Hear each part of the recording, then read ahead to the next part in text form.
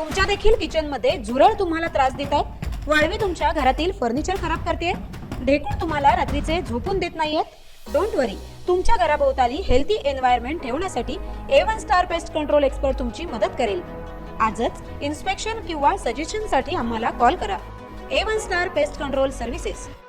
कोकणात घडणाऱ्या घडामोडींची इत्थंभूत माहिती देणारे प्रसार माध्यम म्हणजेच माझे कोकणमध्ये तुम्हा सर्वांचं मनपूर्वक स्वागत। नमस्कार, मी सागर कदम। तुम्ही पाहत आहात माझे कोकणचे प्राइम टाइम बुलेटिन। बातमीपत्राला सुरुवात करण्याआधी पाहूयात महत्त्वाच्या हेडलाईन्स।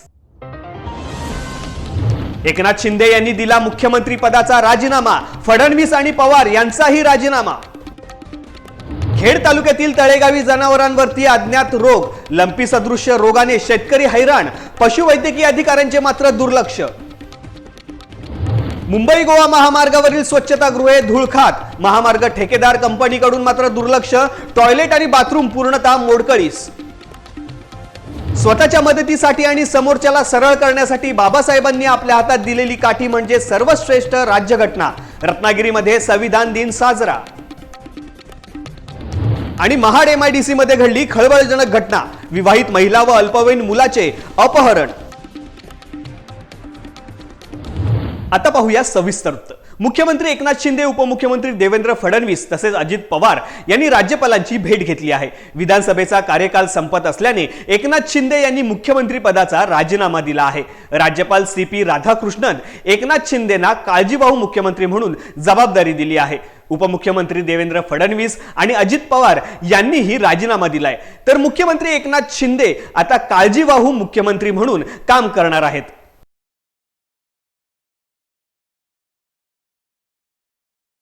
शिवसेना ठाकरे गटातून भास्कर जाधव यांची गटनेतेपदी निवड झाली आहे। ठाकरे गटाच्या नवनिर्वाचित आमदारांची बैठक झाली। या बैठकीत प्रतोद गटनेते व सभागृह नेत्याची निवड करण्यात आली आहे। गटनेतेपदी झालेली निवड ही अनपेक्षित असल्याचं भास्कर जाधव यांनी सांगितलं आहे। आदित्य ठाकरे गटनेते व्हावे यासाठी मी आग्रह धरला होता असे ते म्हणाले। विरोधी पक्षनेते पदासंदर्भात देखील त्यांनी भाष्य केले आहे, पाहूया। खरं तर ही माझी निवड ही अनपेक्षित आहे। मला स्वतःलाही माझी निवड व्हावी असं वाटत नव्हतं। माझी निवड का होऊ नये याचं कारण मी ग्रामीण भागामध्ये राहणारा माणूस आहे, मी मुंबईमध्ये राहणारा माणूस नाही। आणि म्हणून मुंबईमध्ये राहणारा माणूस नेहमी मंत्रालय विधिमंडळामध्ये त्याला येणं जाणं सोयीचं पडतं। आणि म्हणून ही निवड ही एका मुंबई शहरामधल्या राहणाऱ्या सिनियर माणसाची व्हावी आणि विशेष करून आमचं युवा नेतृत्व आणि आमच्या पक्षाचं भवितव्य आमदार आणि माजी मंत्री आदित्यजी ठाकरे यांची निवड व्हावी असा मी आग्रह धरला होता। परंतु शेवटी आमचे पक्षप्रमुख या संपूर्ण सभेचे अध्यक्ष या नात्यानं त्यांनी सांगितलं, मी सांगतोय भास्कर जाधवांचीच निवड झालेली आहे किंवा भास्कर जाधवांचीच निवड व्हायला हवी असा त्यांनी आदेशच दिला। आणि म्हणून ज्या वेळेला पक्षप्रमुख अशा प्रकारचा आदेश देतात त्यावेळेला तो विनम्रपणे स्वीकारावा लागतो, अन्यथा आदित्यसाहेब ठाकरे यांनी त्यांनाही जबाबदारी मिळावी असं माझं स्वतःचं मत होतं। आम्ही जरूर शपथविधी झाला, विधानसभेच्या अध्यक्षांची निवड झाली की आम्ही नक्कीच राज्याच्या मुख्यमंत्रीपदाची निवड झाली की आम्ही जरूर विद्यमान सरकारकडे आणि विधानसभा अध्यक्षांच्याकडे विरोधी पक्षनेतेपद आम्हाला मिळावं याची मागणी ही आम्ही रितसर करणारच आहोत।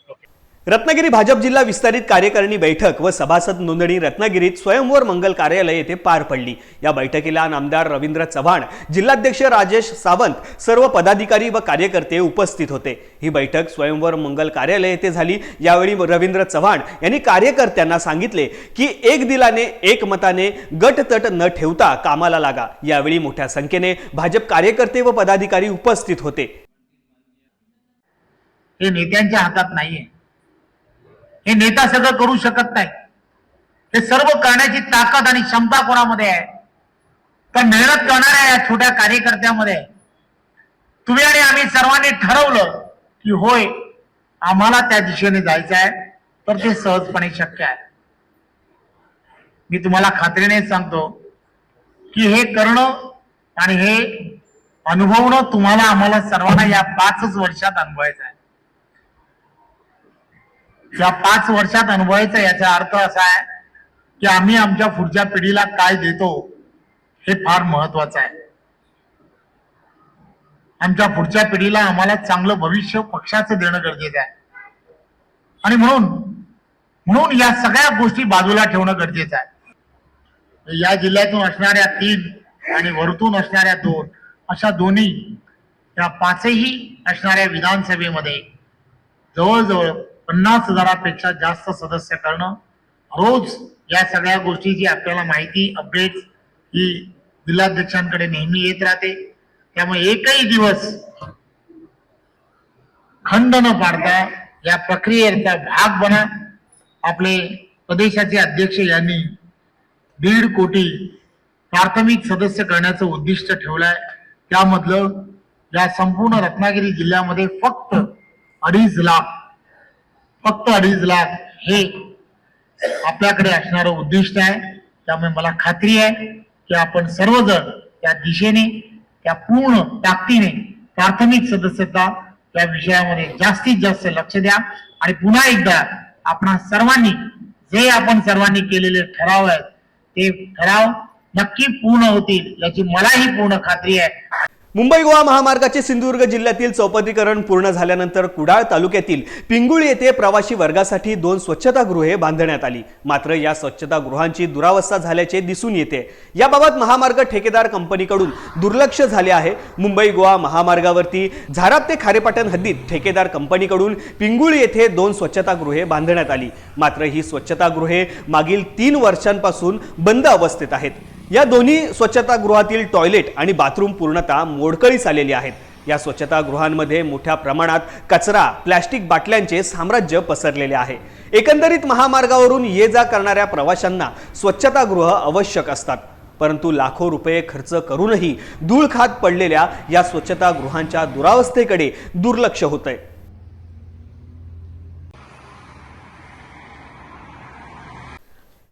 खेड तालुक्यातील पाळीव जनावरांवर अज्ञात लंपी सदृश्य रोगाने शेतकरी हैराण झाला आहे. तळेगावचे शेतकरी काशीराम ढाकू दोडेकर यांच्या मालकीची गाय ही गेल्या काही दिवसांपासून अज्ञात आजाराने जागेवर पडून आहे. त्यामुळे त्यांचे दुधाचे उत्पादन घटलेले आहे. या भागातील पशुवैद्यकीय अधिकारी यांनी या जर्सी जातीच्या गायीची तपासणी करणे गरजेचे होते. मात्र त्यांनी ती केलेली नाही, तसे तेथील शेतकरी यांचं म्हणणं आहे. तालुका पशुवैद्यकीय रुग्णालयातील वैद्यकीय अधिकारी यांनी या पाळीव गायी, बैल आणि म्हशींची त्यांच्यावर पसरलेल्या अज्ञात जनावरांवर आलेल्या रोगाची तपासणी करून त्यावर उपाययोजना आखावी अशी मागणी तळे ग्रामपंचायतीचे सदस्य शत्रुघ्न मोरे यांनी केली आहे. महाडमधून एक खळबळजनक घटना समोर येते. रायगड जिल्ह्यातील महाड MIDC हद्दीतील बिरवाडी ढालकाटी येथे आपल्या कुटुंबासह राहत असलेल्या विवाहित महिला निकिता सुनील पवार वय वर्ष 29 आणि मुलगा रुद्र सुनील पवार वय वर्ष 8 हा अल्पवयीन असल्याने तसेच ते दोघे घरी परत न आल्याने पत्नी आणि मुलगा कोणत्या तरी अज्ञात व्यक्तीने फूस लावून त्यांचे अपहरण केले असा संशय आल्याने पती सुनील पवार याने अखेर शेवटी महाड MIDCतील पोलीस ठाणे येथे मिसिंग झाल्याची तक्रार दाखल केली आहे. महाड MIDC पोलीस ठाण्याचे अधिकारी JH माने यांनी अज्ञात व्यक्तीविरोधात गुन्हा दाखल केला असून पुढील तपास महाड MIDC पोलीस करीत आहेत. या बातमीसह आता बातमीपत्रामध्ये वेळ झाली छोट्याशा विश्रांतीची. विश्रांतीनंतर पाहूयात उर्वरित घडामोडी. तुम्ही कुठेही जाऊ नका, पाहत राहा फक्त माझे कोकण. खेडवासियांसाठी आनंदाची बातमी. नवी मुंबई आणि रायगड मधील मल्टी ब्रँड इलेक्ट्रॉनिक्स आउटलेट्सची सर्वात मोठी chain Arsika electronics powered by थिया distribution and logistic private limited आता खेडवासियांच्या सेवेसाठी TV, fridge, washing machine, AC, microwave oven, mixer grinder इत्यादी प्रकारचे सर्व घरगुती उपकरणे आणि बरेच काही. मिळवा कोणत्याही उपकरण खरेदीवरती हमखास गिफ्ट. सर्व टॉप ब्रँड उत्पादनांचे अधिकृत डीलर. 0% व्याज, 100% पर्यंत कर्ज. इतरांपेक्षा सर्वात कमी किमतीची हमी. क्रेडिट कार्ड आणि डेबिट कार्डवर कॅशबॅक. सर्व इलेक्ट्रॉनिक्स वस्तूंसाठी तुमचे वन स्टॉप शॉप म्हणजेच अर्सिका इलेक्ट्रॉनिक्स पॉवर्ड बाय थिया distribution and logistic private limited. आता दापोली आणि चिपळूणमध्ये देखील लवकरच ऑफर आणि एक्सक्लुझिव्ह डील साठी आजच आमच्या खेड स्टोअरला भेट द्या. आमचा पत्ता अर्सिका इलेक्ट्रॉनिक्स, छत्रपती शिवाजी महाराज नगर, महाड नाका, खेड, जिल्हा रत्नागिरी. आमचा फोन नंबर 7738897200. विश्रांतीनंतर माझे कोकणमध्ये मी सागर कदम तुमचं पुन्हा एकदा मनपूर्वक स्वागत करतो. पाकिस्तानी अतिरेक्यांनी 26/11 रोजी मुंबईमध्ये भ्याड हल्ला केला. या भ्याड हल्ल्यामध्ये बेसावध असंख्य शेकडो नागरिक मारले गेले. अतिरेक्यांना प्रत्युत्तर देणारे पोलीस व होमगार्ड शहीद झाले. संविधान दिन साजरा करत असताना 26/11/2008 रोजी अतिरेकी हल्ल्यात देशातील व परदेशातील नागरिकांचे रक्षण करणाऱ्या पोलीस होमगार्ड कर्मचाऱ्यांनी आपले कर्तव्य पार पडताना जीवाची बाजी लावली. आज या घटनेला 15 वर्ष पूर्ण होत आहेत. 26/11/2008 रात्री छत्रपती शिवाजी महाराज टर्मिनल येथे अतिरेकांनी हल्ला केला. अंधाधुंद गोळीबार करत शेकडो नागरिकांना ठार केले. यावेळी अतिरेकी हे अत्याधुनिक बंदुकीने गोळीबार करत पुढे सरसावत होते. अनेक नागरिक स्टेशनवर अडकून पडले होते. नागरिकांचे प्राण वाचवण्यासाठी होमगार्ड मुकेश जाधव यांनी अतिरेक्यांचा सामना केला, पण अतिरेक्यांनी केलेल्या गोळीबारात मुकेश जाधव हे शहीद झाले. आज या घटनेला 15 वर्ष पूर्ण होत आहेत. आज रुणगावी शहीद मुकेश जाधव यांना मानवंदना देण्यात आली. यावेळी लांजा पोलीस निरीक्षक निळकंठ बगळे यांच्या उपस्थितीत पोलीस कर्मचारी, होमगार्ड यांनी मानवंदना देण्यात आली. यावेळी शहीद मुकेश जाधव यांचा परिवार, शालेय विद्यार्थी व ग्रामस्थ मोठ्या संख्येने उपस्थित होते. सीएसटी वर म्हणजे आपण आता जे पूर्वी वेटिंग म्हणत होतो त्या सीएसटी स्थानकावरची लोक बसलेली, जे प्रवासी बसलेली, त्यांच्यावर चारही बाजूने हल्ला करत होते. आणि त्यावेळी त्या ठिकाणी उपस्थित असलेले जे पोलीस कर्मचारी होते, जे पोलीस अधिकारी होते आणि जे होमगार्ड होते त्या ठिकाणी ड्युटी बसत, त्यांच्याकडे वेगवेगळ्या शस्त्रांनी त्यांनी त्याचा प्रतिकार केला. का प्रतिकार केला ते पण पळून जाऊ शकले असते ना, पळून जाऊ शकले असते की नाही? कानात बोटं घातली असते आणि पळून गेले असते. भरपूर आवाज येतोय मला. आणि पुण्यात लोक मरत होती, लोकांच्या पोटात डोक्यात गोळ्या जात होत्या, परंतु त्यांनी पळून गेले नाही. त्यांनी काय केलं, त्या गोळ्यांचा मुकाबला केला आणि आपल्याकडे असलेल्या हत्यारांनी त्यांच्यावर पण प्रतिकार करण्याचा प्रयत्न केला आणि त्यांना पकडण्याचा प्रयत्न केला. परंतु त्या काळी आपल्याकडे तेवढी हत्यारं नव्हती, शस्त्र नव्हती, परंतु जी आपल्याकडे जो आपल्याकडे काय म्हणतात त्याला, तो मानसिकरित्या आपण सक्षम होतो किंवा आपलं भारत देशाचं संरक्षण करण्याची प्रत्येक सुरक्षा बलाच्या मध्ये जी आत्मीयता होती किंवा जो ठाम विश्वास होता, तो ठाम विश्वास त्या आपल्या बंधुकांपेक्षा मोठा होता. आपले शहीद मुकेश जाधव होते, त्यांनी त्यांचा प्रतिकार केला, निधड्या शक्तीने प्रतिकार केला, पण त्यांना गोळी लागली आणि ते शहीद झाले. सामाजिक न्याय व विशेष सहाय्य विभाग सहाय्यक आयुक्त, समाज कल्याण व जिल्हा विधी सेवा प्राधिकरण यांच्या संयुक्त विद्यमाने आज संविधान दिन साजरा करण्यात आला. यावेळी जिल्हा माहिती अधिकारी प्रशांत सातपुते, योजना शिक्षण अधिकारी किरण लोहार, समाज कल्याण उपायुक्त रवींद्र कदम, सहाय्यक आयुक्त दीपक घाटे, जिल्हा जात प्रमाणपत्र पडताळणी समिती संशोधन अधिकारी शीतल सोनटक्के, इतर मागास बहुजन कल्याणचे सहाय्यक संचालक संतोष चिकणे आदी उपस्थित होते. समाजात सर्वांना घटनारूपी काठीची गरज आहे. स्वतःच्या मदतीसाठी आणि समोरच्याला सरळ करण्यासाठी बाबासाहेबांनी आपल्या हातात दिलेली काठी म्हणजे सर्वश्रेष्ठ राज्यघटना. तिचे वाचन दररोज करा, ती समजून घ्या. जसे मूलभूत अधिकार दिले आहेत तसेच कर्तव्यही सांगितले आहेत, असे मार्गदर्शन जिल्हा विधी सेवा प्राधिकरणाचे सचिव माणिकराव सातव यांनी केले.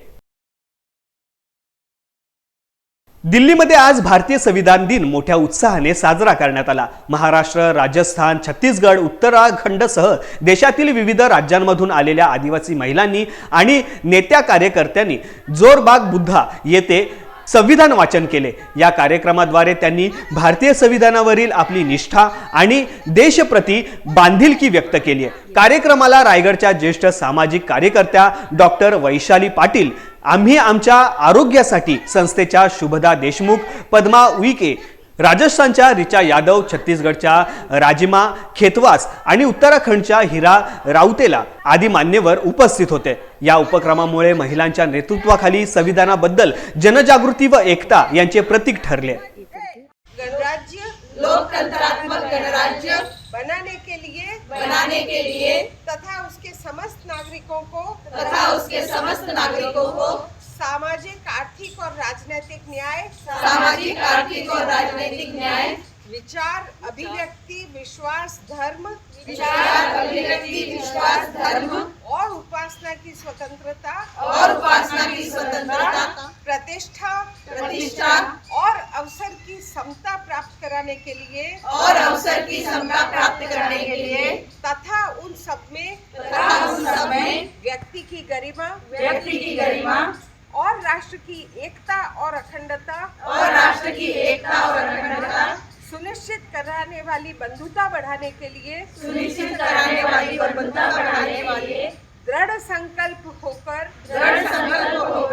अपनी इस संविधान सभा में आज तारीख 26 नवंबर 2024 को एतद द्वारा इस संविधान को अंगीकृत अधिनियमित और आत्मार्पित करते हैं। राजापूर तालुक्यात संविधान दिन अमृत महोत्सव साजरा करण्यात आला। यावेळी राजापूर तालुक्यातील आंबेडकरी जनतेच्या वतीने शहरात संविधान रॅलीचे आयोजन करण्यात आले होते। त्याचबरोबर राजापूर पंचायत समिती येथील संविधान स्तंभाला हार पुष्प अर्पण करण्यात आला। यावेळी राजापूर पंचायत समिती कर्मचारी व पोलीस कर्मचारी उपस्थित होते। त्याचबरोबर भारतीय संविधान उद्देशिका याचे वाचन करण्यात आले। त्यानंतर राजापूर आंबेडकर भवन येथे संविधान सभा घेण्यात आली। भारताचे एक सार्वभौम समाजवादी धर्मनिरपेक्ष लोकशाही गणराज्य घडवण्याचा व त्याच्या सर्व नागरिकांस सामाजिक आर्थिक व राजनैतिक न्याय विचार अभिव्यक्ती विश्वास श्रद्धा व उपासना यांचे निश्चितपणे प्राप्त करून देण्याचा आणि त्या सर्वांमध्ये व्यक्तीची प्रतिष्ठा व राष्ट्राची एकता आणि एकात्मता यांचे आश्वासन प्रवर्धित करण्याचा संकल्पपूर्वक निर्धार करून आमच्या संविधान सभेत आज दिनांक 26 नोव्हेंबर 1949 रोजी याद्वारे हे संविधान अंगीकृत आणि अधिनियमित करून स्वतः परत अर्पण करत आहोत। जय हिंद। त्या देशामध्ये ज्यावेळेला संविधान निर्माण करण्याची गोष्ट आली त्यावेळेला या देशामध्ये गरज आली 3 लोकांचं कॅबिनेट मिशन पहिल्यांदा मांडलं ती तारीख होती 16 मार्च 1946 आणि 1946 मध्ये कॅबिनेट मिशन आलं आणि मग त्यांनी ठरवलं की या देशाचा कारभार जर तुम्हाला करायचा असेल तर या देशाने संविधान केलं ना प्रेमाचा तत्वज्ञान या ठिकाणी आम्हाला महात्मा ज्योतिबा फुलेंनी शिकवलेलं आहे आणि त्यांनी मनुस्मृती नाकारलेली आहे। ज्या स्त्रियांना शिक्षणाचा अधिकार मनुस्मृतीने नाकारला तिथं माझा बळ ज्योतिबा उभा राहतो आणि स्त्री शिक्षणाचा पाया भरतो ही साधी गोष्ट नाहीये। मराठा आंदोलक मनोज जरांगे पाटील यांनी पुन्हा एकदा उपोषणाची हाक दिली आहे। सरकार स्थापन होताच पुन्हा आरक्षणाचा लढा उभारणार असल्याचं जरांगेंनी म्हटलंय। मराठ्यांनी आरक्षणासाठी लढा उभारायचा असं आवाहन जरांगेंनी बीडमधून केलंय। समाजाने आपली कामे आटपून अंतरवाली सराटीकडे येण्याचं आवाहन देखील त्यांनी केलंय। त्यामुळे अंतरवाली सराटीत आता पुन्हा सामूहिक आमरण उपोषण होणार असं जरांगे म्हटलेत। आता निवडणूक झाली गेली, विषय संपला। ते मराठ्यांनी पटापट डोक्यातून काढून टाकायचं। कोण पडला का निवडून आला काय सुतक पाडल्यासारखं वागायचं नाही। आपल्याला काय सुतक आहे, कोणी पडला का निवडून आता त्यांचा विषय संपला। तुम्ही त्यांना मोठं केलं, कोणी आमदार झाला, कोणी मंत्री होईल, कोणी काय व्हायचं होईल, ज्याला त्याला मिळालं। आता तुमचं काय, तुमच्या लेकराचं काय, तुमच्या जातीच्या अस्तित्वाचं काय, तुमच्या लेकराच्या भविष्याचं काय, आता आरक्षणाचं बघायचं। सगळ्या मराठ्यांना पत्रकारांच्या माध्यमातून जाहीरपणे सांगतो, तुम्हाला हात जोडतो, आता तुमच्या लेकराचं बघा। आता लढाई स्वतःच्या लेकरासाठी। आता डोक्यातून खूळ काढा, पागलपणा करू नका। कोणता नेता फेता मंत्री काय झाला, आमदार काय झाला, गुलालात नाचू नका। तो नाचून देईल, येणार नाही मदतीला। तुमचं लेकरू तुमच्या मदतीला येईल। त्याच्यामुळे आता लेकराला आरक्षण लागणार आहे, उद्या भारतीय निघणार आहे। त्या आरक्षणासाठी तुटून पडा। पक्षातल्या ज्याला मतदान केलंय त्यालाही सांगा आमचा मुद्द्याला भांडती दवर मागणीला तुला मतदान केलंय। मग तो भाजपचा असेल नाही तर काँग्रेसचा असेल नाही तर महाविकास आघाडीचा युतीचा असेल। मराठ्यांनी आता एकजूट होऊन सामूहिक आमरण उपोषणासाठी अंतरवालीतल्या तयारीला गावागावातल्या मराठ्यांनी लागा, घराघरातले मराठी तिकडे आहे, कामं उरकून घ्या. सरकार स्थापन झालं की मी तारीख डिक्लेअर करणार आहे. त्यामुळे सगळ्यांनी अंतरवालीकडे यायचं, कामं उरकून घ्यायचं. अर्ध्या लोकांनी आपण शेतकरी आहेत, शेतात राहायचं, अर्ध्या लोकांनी अंतरवाली. काय होत नाही, 10-15 दिवस काम बुडालेली. सगळेच आमरण उपोषणाला बसू. श्री साईबाबांची मानाची पालखी मिरवणूक म्हणून ओळखल्या जाणाऱ्या ओम साई पदयात्रा मित्रमंडळ पेणतर्फे भव्य दिव्य मिरवणुकीचे पेण शहरात आयोजन करण्यात आले आहे. गुरुवार दिनांक 28 नोव्हेंबर रोजी पूर्ण पेण शहर साईमय वातावरणात धावून निघणार आहे. पेण साई मंदिर कासार तलाव येथून सायंकाळी 5 वाजता विद्युत रोषणाई ब्रॉसबँड पथकाच्या सुंदर संगीताच्या तालावरती मिरवणुकीला प्रारंभ होणार आहे. या मिरवणूक सोहळ्यामध्ये चलचित्र रथ सामील होणार आहेत. यामध्ये द्वारकामाई मंदिर, बैलगाडी हाकताना साईबाबा, हुबेहूब दिसणारे साईबाबा यांचा विशेष समावेश आहे. पेण साई मंदिरापासून सुरू होणारी मिरवणूक 13 घरांची आळी, चावडी नाका, आंबेडकर चौक, नगरपालिका चौक, राजू पोटे मार्ग, कोळीवाडा, महावीर मार्ग, छत्रपती शिवाजी महाराज चौक, कासार आळी, हनुमान आळी आणि पुन्हा साई मंदिर येथे फिरणार आहे. पालखी मार्गावर सर्वत्र भगवे पताके, भगवे झेंडे लावण्यात आले आहेत. घरासमोर मिरवणूक आल्यानंतर प्रत्येक महिला आरती ओवाळून औक्षण करत असते. शेवटी साईबाबांच्या महाआरतीने व महाप्रसादाने मिरवणुकीची सांगता होणार आहे. त्यानंतर शुक्रवारी सकाळी 6 वाजता साईबाबांची पालखी पायी चालत शिर्डीकडे मार्गस्थ होणार आहे. गेली 16 वर्षे ओम साई पदयात्रा मित्रमंडळ पेण ते शिर्डीपर्यंत साई पालखीची सेवा करत आहेत. सदर मिरवणूक पालखी सोहळा यशस्वी करण्यासाठी ओम साई पदयात्रा मित्रमंडळाचे सर्वेसर्वा कल्पेश ठाकूर, मितेश भानुशाली व त्यांचे शेकडो सहकारी साई सेवक गेली महिनाभर दिवस रात्र मेहनत घेत आहेत. पेणकर वर्षभर या श्री साई बाबांच्या भव्य मिरवणुकीची वाट पाहत असतात. रत्नागिरीकरांसाठी एक महत्त्वाची बातमी. रत्नागिरी जिल्हाधिकाऱ्यांच्या नावे अज्ञाताने फेसबुकवरती बोगस खाते उघडले आहे. देवेंद्र सिंग IAS रत्नागिरी कलेक्टरेट किंवा देवेंद्र सिंग अशा नावाने बोगस फेसबुक खाते तयार करून फ्रेंड रिक्वेस्ट पाठवली जाते आणि त्याद्वारे बँकेचे खाते नंबर व मोबाईल नंबर मागवले जाते किंवा जुने फर्निचर साहित्य विक्रीची माहिती देऊन ते खरेदीसाठी प्रवृत्त केले जाते. अशा प्रकारे आतापर्यंत अनेक वेळा वेगवेगळ्या नावाने बनावट खाते तयार करून फ्रेंड रिक्वेस्ट केली जात असल्याने याबाबत वेळोवेळी जिल्हाधिकारी कार्यालयाकडून सायबर पोलीस स्टेशनकडे तक्रार दाखल करण्यात आली असून त्याची चौकशी सुरू आहे. या संदर्भात नागरिकांची फसवणूक होऊ नये म्हणून अशा नावाच्या फेसबुक अकाउंटवरून फ्रेंड रिक्वेस्ट प्राप्त झाल्यास फोन करून एम देवेंद्र सिंग जिल्हाधिकारी रत्नागिरी अशा नावाने मोबाईल नंबर, आधार कार्ड नंबर किंवा बँक अकाउंट नंबर विचारल्यास किंवा अन्य वस्तू खरेदी विक्रीसाठी विचारणा केल्यास कोणतीही माहिती देण्यात येऊ नये असे आवाहन जिल्हाधिकारी एम देवेंद्र सिंग यांनी केले आहे. जिल्हाधिकारी कार्यालय रत्नागिरी एम देवेंद्र सिंग यांच्या नावाने अशा प्रकारे कोणतीही माहिती फेसबुक खात्याद्वारे मागवली जात नाहीये. या संदर्भात फेसबुकद्वारे किंवा फोनद्वारे जनतेला अशा प्रकारच्या माहितीची विचारणा केल्यास आवश्यक वाटल्यास जिल्हाधिकारी कार्यालयाकडे खात्री करण्यात यावी असे देखील आवाहन जिल्हाधिकारी एम देवेंद्र सिंग यांनी केले आहे.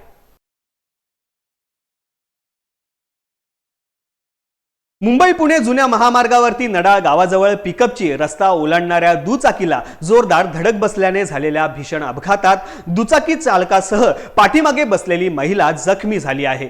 घटनास्थळावरून मिळालेल्या माहितीनुसार मुंबई पुणे जुन्या मार्गावरती मुंबईकडून येणाऱ्या पिकअप गाडी चालक अखिल बाबूलाल बागवान राहणार अहमदनगर हा नडाळ गावाजवळच्या श्रीराम ऑटो मॉल समोर आला. यावेळी दुचाकी स्वार कुंदन गणेश पवार राहणार ओवळे आणि पाठीमागे बसलेली महिला तेजस्विनी रमेश वारंगे राहणार जासई हे नाडाळ चौक येथे रस्ता ओलांडत होते. त्यावेळी पाठीमागून आलेल्या पिकअपने दुचाकीला जोरदार धडक दिली. या धडकेत दुचाकी रस्त्याच्या कडेला फेकली गेली आणि दुचाकी स्वार व त्याच्या मागे बसलेली महिला हे दोघे गंभीर जखमी झाले आहेत. या जखमींना तात्काळ चौक येथील ग्रामीण रुग्णालयात पुढील उपचाराकरता दाखल करण्यात आले आहे. तेथे दोघांवरही उपचार सुरू आहेत अशी माहिती येथील वैद्यकीय अधिकाऱ्यांनी दिली आहे. या बातमीसह आता बातमीपत्रामध्ये वेळ झाली इथेच थांबण्याची. कोकणात घडणाऱ्या घडामोडींची इत्थंभूत माहिती मिळवण्यासाठी आणि अपडेट जाणून घेण्यासाठी तुम्ही पाहत राहा फक्त माझे कोकण.